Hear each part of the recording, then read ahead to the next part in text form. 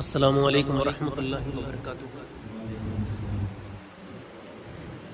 درود پاک پیش کرے اللہم صلی علی سیدنا شفیعنا حبیبنا مولانا محمد وبارک وسلم صلاۃ والسلام علیکم یا نبی اللہ صلی اللہ تعالی علیہ وسلم۔ بارگاہ رسالت میں جم کر ایک مرتبہ پھر سے حج درود پیش کریں۔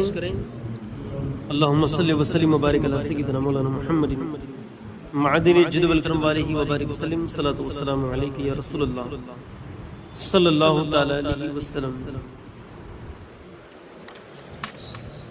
جناب حضرت صالح علیہ السلام کی اونٹنی کے اوپر جو ظلم ستم ہوا، اس کے بعد اللہ تبارک و تعالیٰ نے ان کے اوپر عذاب کا سلسلہ شروع کیا۔ حضرت صالح علیہ السلام نے فرمایا تم کو 3 دن کی مہلت دی جاتی ہے۔ اب اس 3 دن کے اندر عذاب کی شروعات کی علامت کچھ اس طرح تھی، نشانی اس طرح تھی کہ پہلے دن تمہارا چہرہ پیلا ہو جائے گا، دوسرے دن کیسا ہو جائے گا؟ لال ہو جائے گا، اور تیسرے دن کالا ہو جائے گا، اور چوتھے دن عذاب۔ تو جب یہ فرمایا تھا اور جب پہلے دن جب چہرہ پیلا ہو گیا تو ان کو یقین تو ہو گیا کہ عذاب کا سلسلہ، عذاب کی نشانیاں شروع ہو چکی۔ تو ہونا تو یہ چاہیے تھا کہ یہ لوگ گریہ وزاری کرتے اور شرمندہ ہوتے، لیکن اس کے بجائے ان لوگوں نے حضرت صالح علیہ السلام اور ان کی جو وفادار لوگ تھے، اہل خانہ، ان کو قتل کرنے کی اور ان کو ہلاک کر دینے کا پلان بنانے لگے، بیٹھ کر یہ پروگرام کرنے لگے کہ ہم پر عذاب آئے اس سے پہلے ہم ان کو ختم کر دیں۔ ایسا پلان کرنے لگے اور کہنے لگے کہ جب ان کو ہم ختم کر دیں گے تو ان کے وارثوں سے اور ان کے گھر والوں سے وغیرہ، ان کی جو وفادار لوگ ہیں ان کو کہہ دیں گے کہ ان کے ساتھ جو حادثہ ہوا، یہ جو ہلاک ہو گئے اس وقت تو ہم سرے سے موجود ہی نہیں تھے اور اس کا ہمیں کچھ پتہ نہیں ہے، ایسا کہہ دیں گے۔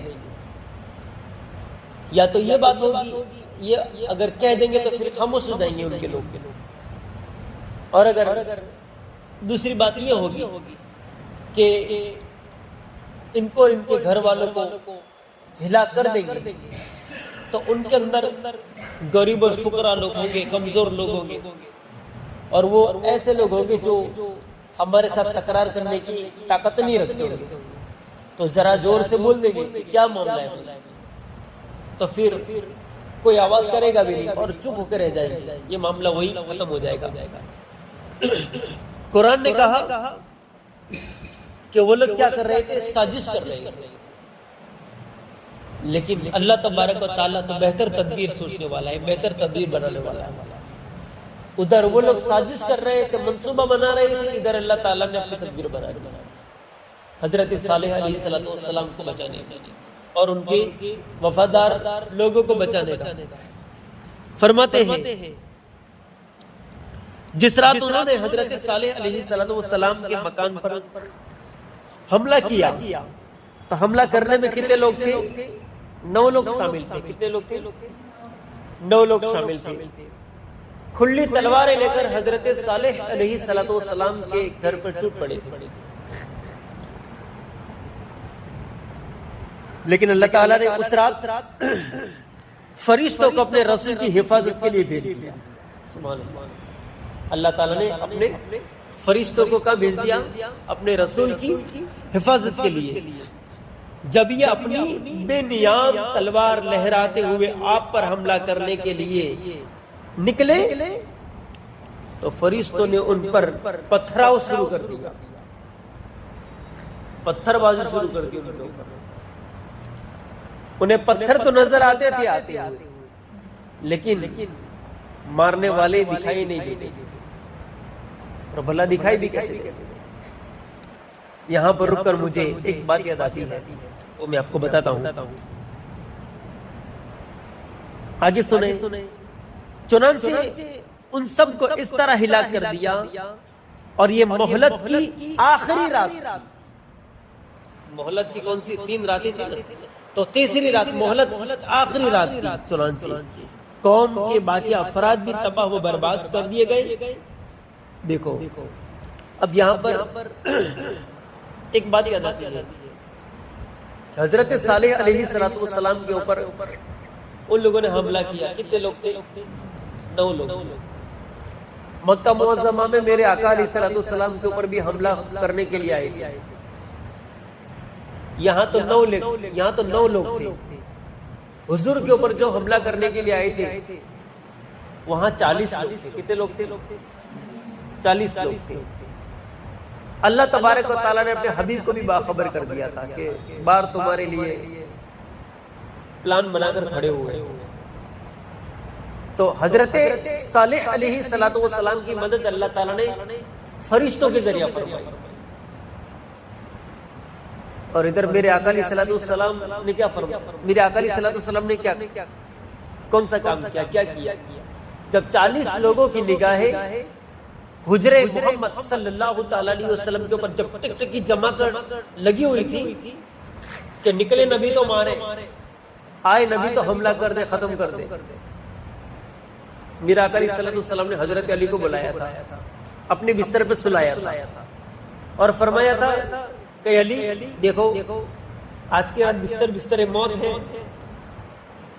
تم یہاں سو جاؤ، صبح اٹھنا پھر مدینے آنا، کچھ کام دیا تھا امانتیں وغیرہ بانٹنے کا، وہ کام دیا۔ حضرت علی بے فکر ہو کے سو گئے۔ حضور نے صبح میں اٹھنے کو کہا ہے تو مجھے کوئی مار نہیں سکتا، سبحان اللہ، نہیں سمجھے؟ حضور نے صبح میں مجھے اٹھنے کے لیے کہا ہے تو آج کی رات مجھے کوئی بھی مار سکتا نہیں۔ 40 کافروں کی نگاہوں کے سامنے حضرت علی سکون اور اطمینان کے ساتھ سوئے۔ اب حضور پاک صلی اللہ تعالی علیہ وسلم باہر نکلے، دیکھا کہ 40 سے 40 کھڑے ہیں، وہ بھی قطار لگائے۔ میرا آقا نے کیا؟ زمین سے کنکر اٹھائے، کنکر اٹھا کر سورہ یاسین پڑھی، سورہ یاسین پڑھ کر دم کیا، دم کر کے ان کے اوپر پھینک دیا، بس کچھ نکل جائے گا۔ 40 کے سامنے سے بیچ میں سے میرے آقا نکل گئے، کسی ایک کو نظر نہیں آئے، کسی ایک کو بھی نظر آئے نہیں۔ اللہ تبارک و تعالیٰ نے اپنے حبیب کی مدد اس طرح فرمائی، اور ادھر حضرت صالح علیہ السلام کی مدد کیسے فرمائی؟ فرشتوں کے ذریعہ۔ فرشتوں نے فرشتوں نے پتھر پھینکے، تو پتھر پھینکے تو پتھر تو آتے تھے، پتھر دکھائی دیتے تھے، لیکن کہاں سے پتھر کون مار رہے کچھ نظر آتا نہیں تھا۔ جب انہوں نے دیکھا کہ ہماری اظہار ثانیوں کے باوجود حضرت صالح علیہ السلام اور ان کے ساتھی باز نہیں آئے، تو انہوں نے ایک جگہ بیٹھ کر سازش وغیرہ یہ کر لی اور یہ پلان کیا، لیکن اب دیکھو جیسے ہی اللہ تبارک و تعالیٰ کا عذاب آیا، اور عذاب کیسا آیا؟ اللہ تعالیٰ نے حضرت صالح علیہ السلام کو تو بچا لیا اور ان کے ساتھیوں کو بھی بچا لیا۔ دیکھو اب عذاب کیسا آیا؟ وہ عذاب کیسا تھا؟ آسمان کی طرف سے ایک چیخ نکلی، آسمان کی طرف سے ایک چیخ، اور اتنی زبردست چیخ تھی کہ وہ جہاں پر بیٹھے تھے وہیں بیٹھے رہ گئے، جسم رہ گئے، جسم سے جان نکل گئی، اور زمین سے زلزلہ نکلا۔ دیکھو اللہ تبارک و تعالیٰ جب کسی کو بچانا چاہتا ہے تو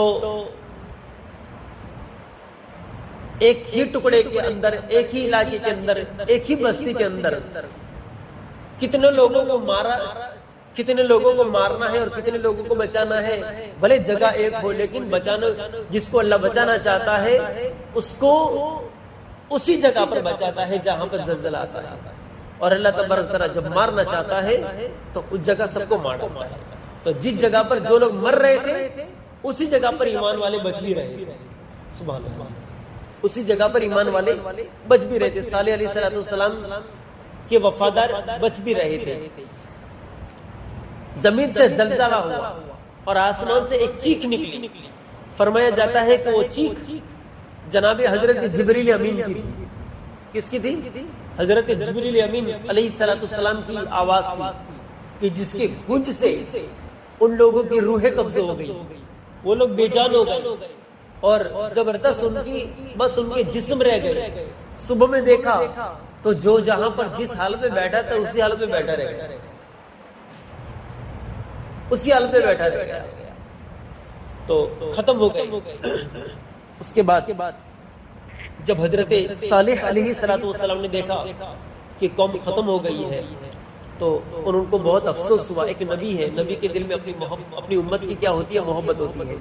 حضرت صالح علیہ السلام نے دیکھا کہ امت پوری جتنے بھی لوگ تھے وہ سب ختم ہو گئے ہیں. حضرت صالح علیہ السلام کو بہت افسوس ہوا کہ ان لوگوں نے کاش یہ لوگ میری بات مان لیتے اور ایمان لے آتے، لیکن افسوس یہ لوگ نہ کر پائے اور ان کے اوپر عذاب آ گیا.